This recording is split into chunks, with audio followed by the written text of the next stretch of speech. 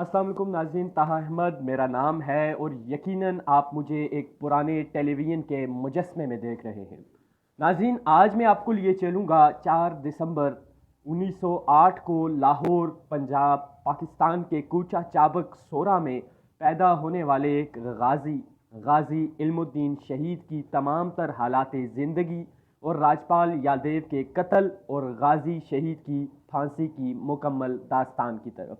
تو آئیے چلتے ہیں۔ ناظرین، تاریخ گواہ ہے کہ جب بھی کسی ناعاقبت اندیش نے ناموس رسالت پر تانہ زنی کی ہے، عاشقان مصطفیٰ صلی اللہ علیہ وسلم نے اپنے جانوں کے نذرانے پیش کر کے سربلندی ملت میں اپنا حصہ ڈالا ہے۔ تاریخ میں ایسے چند ہی کردار موجود ہیں جن کے غیر فطری اور غیر ارادی افعال نے تاریخ انسانی پر اپنے انمٹ نقوش چھوڑے ہیں، اور غازی ملت اسلامیہ غازی علم الدین شہید رحمۃ اللہ علیہ کا تاریخی کردار بھی انہی میں سے ایک ہے۔ ناظرین، 1929 میں لاہور کی آبادی 5 لاکھ کے لگ بھگ تھی۔ اس وقت غازی علم الدین شہید رحمۃ اللہ علیہ کا نماز جنازہ ادا کرنے والوں کی تعداد تقریباً 6 لاکھ سے زائد ریکارڈ کی گئی، اور نماز جنازہ 5.5 میل پر پھیلا ہوا تھا۔ ناظرین، علم الدین 4 دسمبر 1908 کو لاہور، پنجاب، پاکستان کے کوچہ چابک سورا میں طالب مند نامی بڑھئی یعنی ترکھان کے گھر پیدا ہوئے۔ علم الدین نے ابتدائی تعلیم اپنے محلے کے ایک مدرسے سے حاصل کی، اور تعلیم سے فراغت کے بعد آپ نے اپنے آبائی پیشہ کو اختیار کیا۔ آپ کے 2 بھائی تھے، جن میں سے ایک سرکاری ملازمت کرتے تھے اور دوسرے میاں محمد امین صاحب تھے۔ میاں محمد امین صاحب بھی طالبمند صاحب کے ساتھ بڑھئی کا کام کرتے تھے۔ اس خاندان کی شرافت و کاریگری کی دھوم دور دور تک تھی۔ آپ کا گھرانہ متوسط گھرانوں میں شمار کیا جاتا تھا۔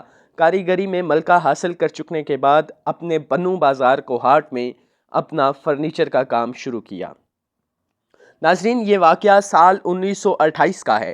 راجپال نامی لاہور کے ایک ناشر نے نبی آخر الزماں حضرت محمد صلی اللہ علیہ وسلم کے خلاف ایک گستاخانہ کتاب رنگیلا رسول شائع کی، معاذ اللہ۔ اس دل آزار عمل نے اہل ایمان کے جذبات کو مجروح کیا، اور مسلمانوں میں سخت غم اور غصہ پیدا ہو گیا۔ جب مسلمان رہنماؤں نے اس کتاب کو ضبط کرنے اور ناشر کے خلاف کارروائی عمل میں لانے کا مطالبہ کیا، تو انگریز حکومت کے مجسٹریٹ نے راجپال کو صرف 6 ماہ قید کی سزا سنائی۔ اس کے علاوہ کتاب کو ضبط کرنے کے مطالبے کو رد کر دیا گیا، اور ظلم یہ ہوا کہ راجپال نے ہائی کورٹ میں اپیل دائر کی، جہاں جسٹس دلیپ سنگھ مسیح نے اس کو رہا کر دیا، اور مسلمانوں کا غم و غصہ آسمانوں کو چھونے لگا اور گلی گلی احتجاج شروع ہو گیا۔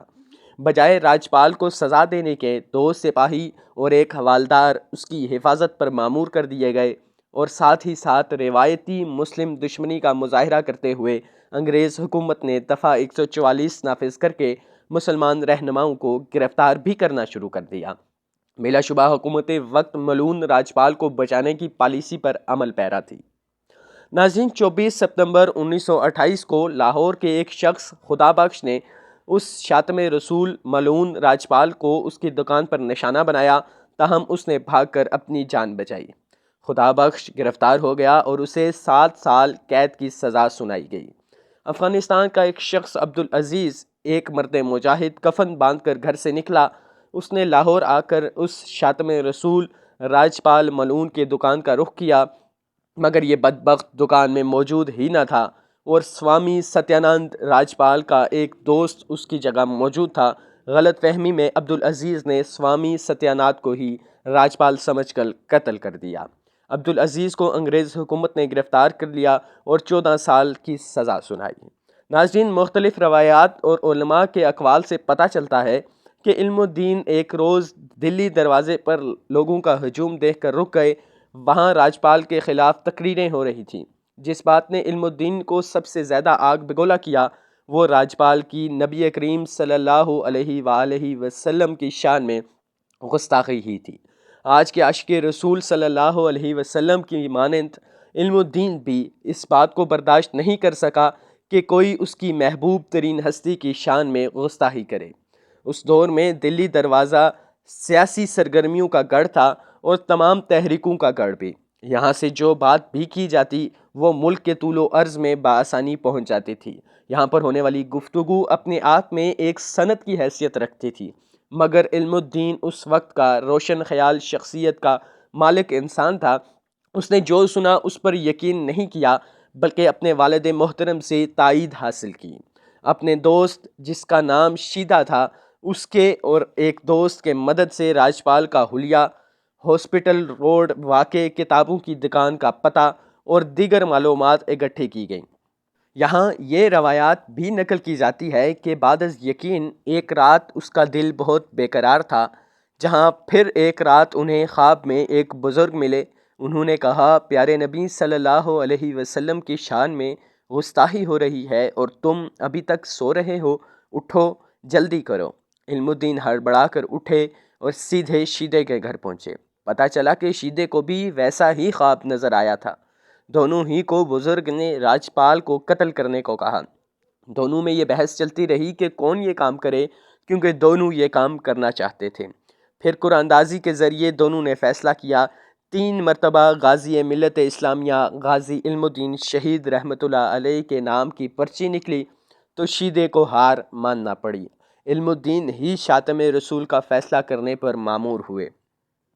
ناظرین، 6 اپریل 1929 کو 1 بجے دوپہر غازی علم الدین نے کھوکھے والے کی نشاندہی پر راجپال کو اس کی دکان واقع ہسپتال روڈ انارکلی نزد مزار قطب الدین ایبک لاہور میں داخل ہوتے ہوئے پہچانا، اور جیسے ہی راجپال اپنی نشست پر بیٹھا، آپ نے راجپال کو للکارا، چھری نکالی اور راجپال کے جگر میں پیوست کر دی۔ عاشق کے ایک ہی وار نے راجپال ملعون کا کام تمام کر دیا، اور عاشق رسول صلی اللہ علیہ وسلم غازی ملت اسلامیہ غازی علم الدین شہید رحمۃ اللہ علیہ نے ملعون راجپال کو واصل جہنم کر دیا۔ تھانہ انارکلی پولیس کو دکان کے ایک ملازم نے اطلاع دی اور غازی علم الدین نے قتل کا اعتراف کرتے ہوئے گرفتاری پیش کی۔ یہاں یہ امر بھی قابل غور ہے کہ اگر آپ چاہتے تو فرار ہو سکتے تھے، مگر آپ نے فرار ہونے کی کوشش بھی نہیں کی۔ مقدمہ لوئٹس ایڈیشنل ڈسٹرکٹ مجسٹریٹ کی عدالت میں پیش ہوا، جس میں غازی علم الدین پر فرد جرم عائد کر کے صفائی کا موقع دیے بغیر ہی مقدمہ سیشن کورٹ میں منتقل کر دیا۔ ناظرین، 22 مئی 1929 کو غازی علم الدین شہید رحمۃ اللہ علیہ کو سیشن کورٹ کے نیب نامی انگریز جج نے سزائے موت کا حکم سنایا۔ غازی علم الدین کی جانب سے سلیم بار ایٹ لا پیش ہوئے اور آپ کے حق میں دلائل دیے، مگر تمام دلائل بے سود ثابت ہوئے۔ ہائی کورٹ میں اپیل کے لیے اس وقت کے سب سے بڑے اور مشہور وکیل محمد علی جناح کی خدمات حاصل کی گئیں۔ آپ بمبئی سے لاہور تشریف لائے اور آپ کی معاونت بیرسٹر فرخ حسین نے کی۔ ناظرین، یہاں یہ روایت بھی مشہور ہے کہ حضرت قائد اعظم محمد علی جناح رحمۃ اللہ علیہ نے غازی علم الدین کو کہا کہ آپ اس قتل کا انکار کر دو کہ آپ نے قتل نہیں کیا، آپ کی سزا ختم کروانا میری ذمہ داری ہے، جس کے جواب میں غازی علم الدین شہید رحمۃ اللہ علیہ نے کہا کہ تمام زندگی میں ایک ہی تو کام کیا ہے اور آپ اس سے بھی مکرنے کا مشورہ دے رہے ہیں۔ 7 جولائی 1929 کو ہائی کورٹ میں غازی علم الدین کو سزائے موت کا حکم سنا دیا۔ 15 جولائی 1929 کو ہائی کورٹ کے لارجر بینچ نے بھی سیشن کورٹ کی سزا کو بحال رکھا اور غازی علم الدین کی اپیل خارج کر دی۔ اپیل خارج ہونے کی اطلاع جب غازی علم الدین کو دی گئی تو آپ نے فرمایا، شکر الحمدللہ، میں یہی چاہتا تھا کہ بزدلوں کی طرح قیدی بن کر جیل میں سڑنے کے بجائے تختہ دار پر چڑھ کر ناموس رسالت پر اپنی جان فدا کرنا میرے لیے 1000 درجے سکون ہے۔ 31 اکتوبر سال 1929 بروز جمعرات کو میاں والی جیل میں آپ کو شہید کر دیا گیا۔ حسن یوسف پر دیکھ کر کٹتی تھیں انگلیاں، یہاں سر کٹاتے ہیں تیرے نام پر مردان عرب۔ 4 نومبر 1929 کو جج ہاکی کی حوالگی کا مطالبہ لے کر مسلمان ذمہ داران کا ایک وفد نے گورنر پنجاب سے ملاقات کی، جس میں علامہ محمد اقبال، مولانا عبدالعزیز، مولانا ظفر علی خان، سر محمد شفیع، خلیفہ شجاع، میاں امیر الدین، سر فضل حسین، مولانا غلام محی الدین قصوری اور دیگر صاحبان شامل تھے، اور یقین دلایا کہ تدفین پرامن ہونے کی ذمہ داری ہے۔ 13 نومبر 1929 کو مجسٹریٹ مرزا مہدی حسن اور سید مراتب علی شاہ کی سربراہی میں ایک وفد میانوالی وفد روانہ ہوا اور 14 نومبر کو جسد خاکی وصول کیا۔ 15 نومبر 1929 کو محکمہ ریلوے نے غازی علم الدین شہید رحمۃ اللہ علیہ کا جسد خاکی لاہور چھاونی میں علامہ محمد اقبال اور سر محمد شفیع کے حوالے کیا۔ اس وقت غازی علم الدین شہید رحمۃ اللہ علیہ کا نماز جنازہ ادا کرنے والوں کی تعداد تقریباً 6 لاکھ سے زائد ریکارڈ کی گئی اور نماز جنازہ 5.5 میل پر پھیلا ہوا تھا۔ آپ کی نماز جنازہ خطیب مسجد وزیر خان قاری شمس الدین نے پڑھائی۔ سید محمد دیدار علی شاہ محدث لاہوری اور علامہ محمد اقبال نے غازی ملت اسلامیہ غازی علم الدین شہید رحمۃ اللہ علیہ کو اپنے ہاتھوں سے قبر میں اتارا۔ اس موقع پر ڈاکٹر علامہ محمد اقبال رحمۃ اللہ علیہ نے فرمایا کہ یہ ترکھانوں کا لڑکا ہم سب سے بازی لے گیا۔ ناظرین، آپ کی آخری آرام گاہ میانی صاحب قبرستان بہاولپور روڈ لاہور میں ایک نمایاں مقام پر موجود ہے۔